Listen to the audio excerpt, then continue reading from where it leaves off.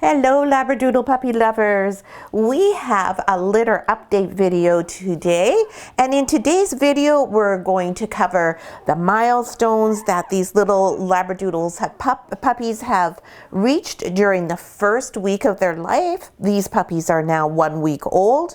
We're also going to give you an update on Mama Labradoodle Misha. We expect she'll join us when she feels like it in a few minutes. She's just out right in front of us right now.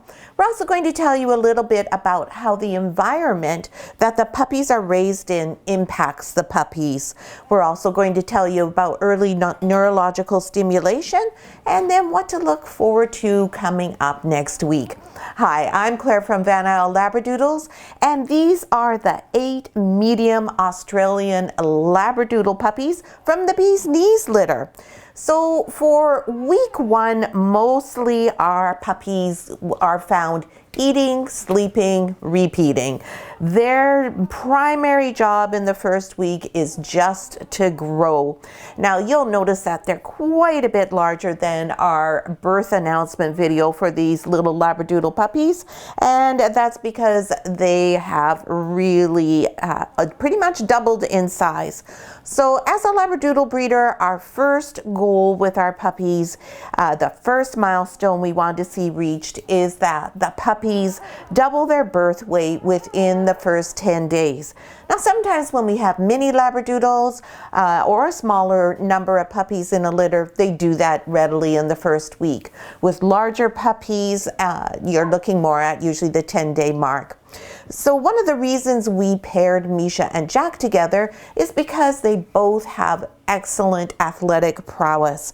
And that's an important attribute for a puppy, because one of the things you have to do as a puppy is be able to negotiate a position at the milk bar. So you'll see that the smallest puppy here, which it needs to go and be able to deal with the largest puppy. So yellow collar is the smallest puppy, and so this little puppy has to be able to figure out how to negotiate with red collar girl who's over here at the milk bar, because red collar can use her heft to just go, hey, out of the way, that's my spot. So yellow has to do a little bit of problem solving. So it's important we have puppies with good athletic ability and of course excellent robust health, so that they are able to do that navigation, hold their own, and you'll see sometimes even that they'll come over the top to get a position at the milk bar. And we really notice intelligence and tenacity in yellow collar in this first week as yellow collar finds their way to the milk bar and is able to get that good weight gain going. Similarly with purple collar, she's not as small as yellow collar, but she's still one of the smaller puppies, and she too has figured out how to problem solve and get her spot there at the milk bar. And red collar girl, who we'll see in just a minute here, while she's largest and she does tend to bulldoze her way into the milk bar, we also have observed that she's not a pushy bully. She just tends to use what she's got to be able to get the position that she's looking for. So as I said, the goal is for our puppies to double their birth weight within the first 10 days. And so now we're going to go through each of the puppies in their birth order and tell you their weights and see where we're at with that. So the firstborn puppy in this litter is green collar. Green collar girl, hello sweetheart, is a beautiful caramel party girl. And here she is showing you all of her beautiful little self. And she is going to be an apricot. I was saying last week I was pretty sure she was going to be a caramel, but now if you look closely at her little pink nose, you'll see there's some black spots appearing. And if we take a little look here at her lips, if she'll show them to us, here we see the darkening coming. So now I'm going to switch my idea and say I think that looks more like black than brown, especially around her ear. So that will make her an apricot. Does it change who she is? No, it's just all a matter of interest for us as humans as to what we're going to call them. So Miss Green Collar Girl is up to 667 grams. And you'll see how her color is really darkening there when you look on her back. There you go, Miss Green. And she's got a little bit of icky on her there, which we'll just get rid of. And next is Black Collar. Black collar is this handsome, oops, you're not black collar. Here you go, you're black collar. Wrong puppy, sorry. This is black collar. He's a boy, and he is a gorgeous black and white party boy. And look at all those fun little freckles and smooshes he's got going on his face. That's all part of his color coming in. You'll see his nose is already totally filled in, definitely black because he is a black dog. And black collar boy is 684 grams. Next in our list is silver collar. And silver collar is this very pretty, solid black puppy, just a gorgeous ebony puppy. And you can really see how healthy these puppies are here by looking at the gleam on the coat. And also you'll notice that all of them have very full tummies. These puppies have not nursed for a little while, but they all still have beautiful, round, big tummies. Hello, sweetheart. And silver collar is coming in at 649 grams.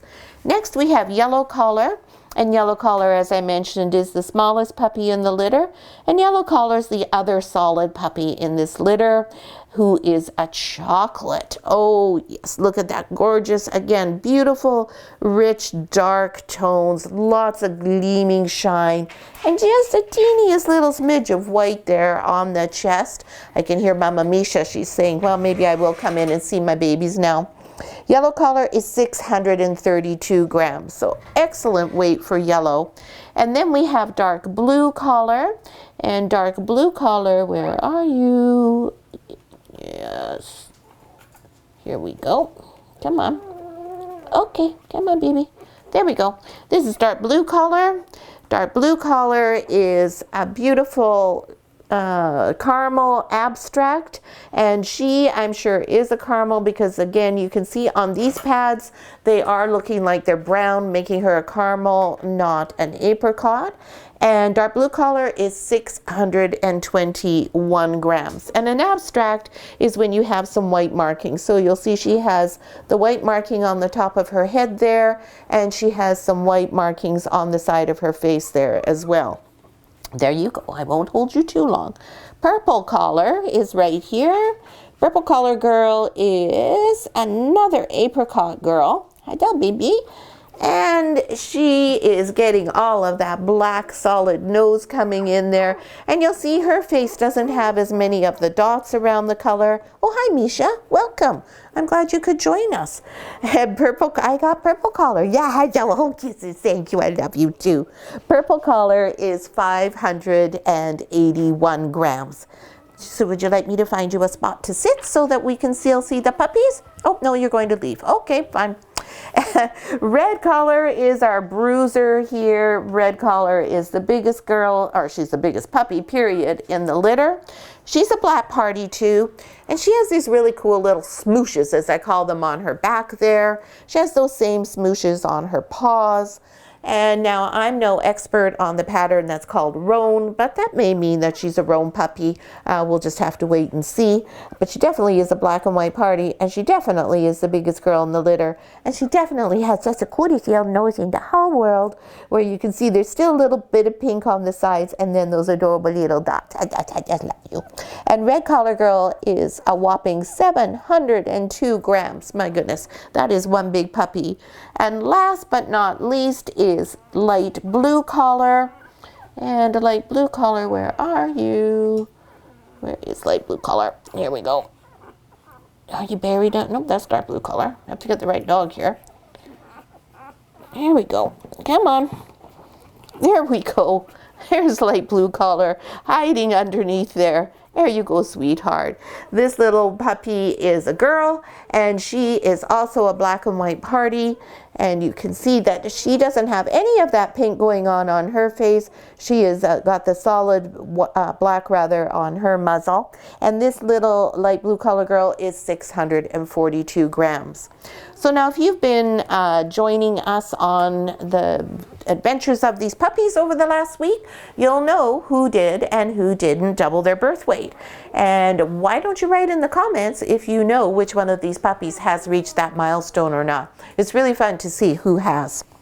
Now let's do an update on Mama Misha. Misha, you want to come in? Come on, Misha. Nope, she says, I'm just gonna lie over here, thanks.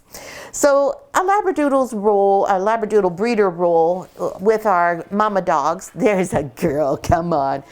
We are here to support our mom in all sorts of different ways. And one of the first ways is, of course, her overall good health.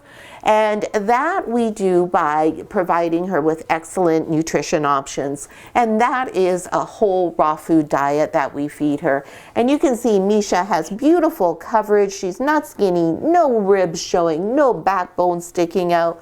Gorgeous, soft, silky, and shiny coat. Just such a good girl. She's a happy mama girl. She's doing so well. And we monitor her health daily by doing a variety of things. Can I just turn you around a little bit? One of them is we are with her a lot. We hang out with her to provide her with companionship and a little bit of entertainment. Because you can imagine hanging out here with puppies who are not really doing anything at this point is not all that entertaining for a young girl, right? So we check her mammary glands every day just to make sure that they're soft and supple, no hard bumps or lumps anywhere. The back ones look really large when she's sitting down, but they're actually just at a really nice, good weight there for her. We do that so that we make sure that she is not developing any signs of mastitis.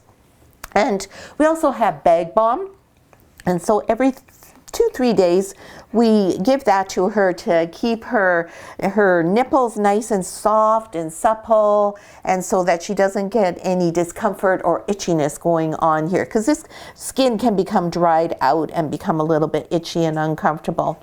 We also make sure that the puppy's claws are clipped regularly and filed to keep them nice and dull so they're not scratching at mom when they're nursing, which again isn't very comfortable. We also, through nutrition and also observation, make sure that Misha isn't going to be exposed to eclampsia. Eclampsia is a potentially fatal condition that mama dogs can have, which is really a calcium shock, where their calcium levels drop to the point where they can die if they are not seen within 60 minutes by a veterinarian. So we're always very aware of that. There are lots of signs and signals that we watch for to make sure that's not happening. And eclampsia, we avoid that happening mostly by diet, both before the dog is pregnant, during pregnancy, and particularly during lactation. So it's very critical that they have a well-balanced and complete diet. It's not just about giving them calcium to keep those levels up. It's also about the other things that allow her body to absorb and utilize that calcium properly. Misha would just loves attention. She'd be happy if there was somebody in here with her 24/7. I come in here and spend most of my mornings in here in the box with her. Taylor's in here in the afternoon spending time with her. She's on her own in the evenings when we have dinner, and then after dinner I'm back in here again before bed for another hour or so. So I spend time with her. I also, when I'm here just with the puppies, it allows her to do what she's doing right now. Leave the box, go and lie just away from the puppies and rest, because she trusts me and knows that if something goes on that I'll be here to look after it. Her guardians are also coming today to visit Misha, which I know she's going to be so excited about, right, Misha? And when they come to visit her, she's going to just be thrilled, and that will be a really exciting time for her. So her food intake is increased. She's up to almost 4 times what she would normally eat, which is just about normal. She's still very particular on what she will and will not eat. So we adjust to make sure that what she is eating is, of course, balanced and complete, but also what she likes. And we have now moved out of the requirement to hand feed her, which is great. We'd much prefer it when the girls are eating on their own. We don't care what her schedule is. We allow her to eat at whatever time suit her, just as long as she's consuming the amount that she needs to have. So now, what is the breeder's role in looking after the puppies, and also what is early neurological stimulation? So as a Labradoodle breeder, not only are we responsible for the health and well-being of our mama Labradoodle Misha, We're also responsible to be very careful and monitor the health of the puppies. So the puppies are weighed daily. That is our biggest clue as to if something is going on. We also check their overall body condition every day. So that's just a matter of coming and seeing, oh, look at this, the collar, they've grown. We need to make sure we adjust the collar so it's not too tight. These are very flexible, loose collars. They're very small, so they don't interfere with the puppies at all, but we also we want to make sure we can always get a finger in there and not too loose that they can put their paw in there. So we just make sure we check them visually, make sure there's no signs of any scratches or hurts. We look at them from one side and the other, and we also check under their bum, make sure that this is not wet at all. If Misha's not done a good job of cleaning it, then we'll clean it up. And this puppy is actually demonstrating one of the parts of early neurological stimulation. We'll talk about that in a bit. And this puppy is also demonstrating to me something that I record about this puppy.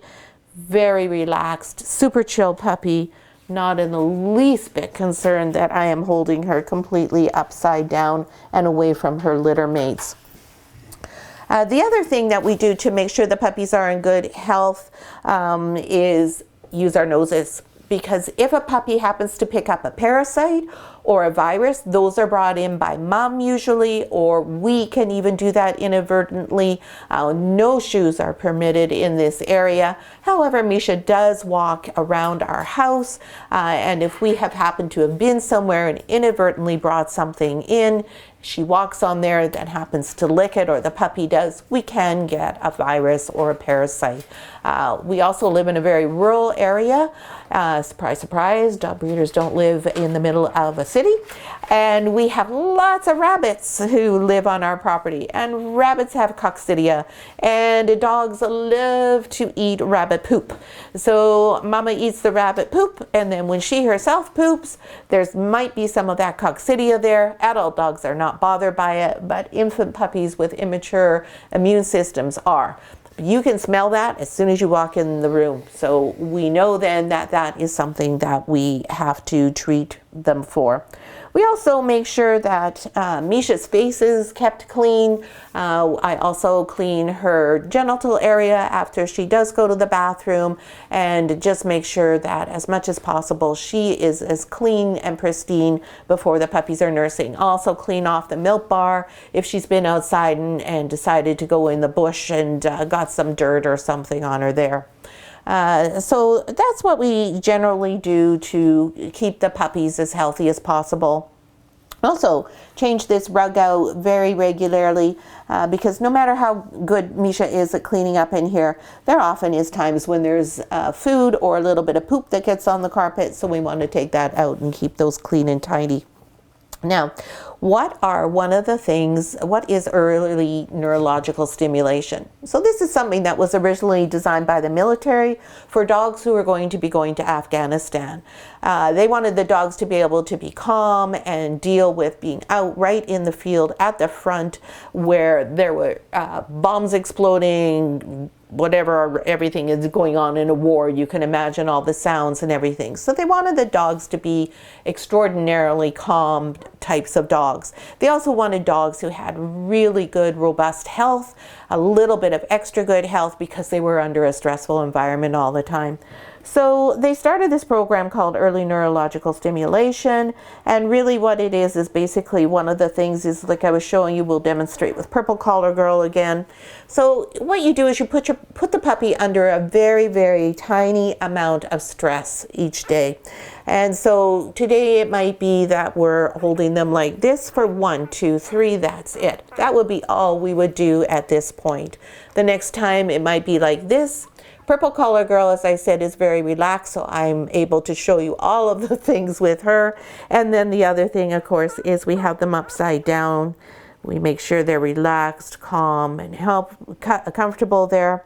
When they get older, we'll do other things such as have a towel that's a little bit damp that we'll put down for a different surface, a little bit cooler. And then we'll have a paper towel roll between the puppies and Misha's milk bar. And what we're looking for here and what we're observing is, how does the puppy navigate that? How do they negotiate it? Can they problem solve really quickly? When they're on a different surface that's perhaps a little cool, are they frightened? Do they sit there and shriek, or do they move off on their own? So in the military, they would have picked the puppies who, of course, made all those right decisions. Here, what we're doing is recording those decisions that the puppies make, how they respond, and that forms part of the basis for our matching system that we do with our families. And so everything is observed in the puppies and noticed. So even if somebody had, say, a little bit of goop in their eye, if their eye needed to be wiped off for any reason, those things are all noted and all form part of our permanent record for the puppies. So that's our update for this week. We really hope you enjoyed it, found the information interesting. If you did, we'd really appreciate it if you'd give us a thumbs up. It just takes you a second and it really helps us out. And if you aren't already subscribed to our channel, please do so. Hit the bell icon so you get notified whenever a new video drops. And what's coming up next week? What can we look forward to? Well, we've got a really cool thing and we got a really icky thing. The icky thing is worms. We're going to talk about that, and we're going to find out why all these puppies do have worms. And the other thing that's much more fun and much nicer to look at and talk about is we're probably going to see some eyes opening. Maybe all of them, maybe just one or two, maybe none of them. So check back with us next week for our week 2 update and see if these puppies have any open eyes to share with us. Thanks so much for watching.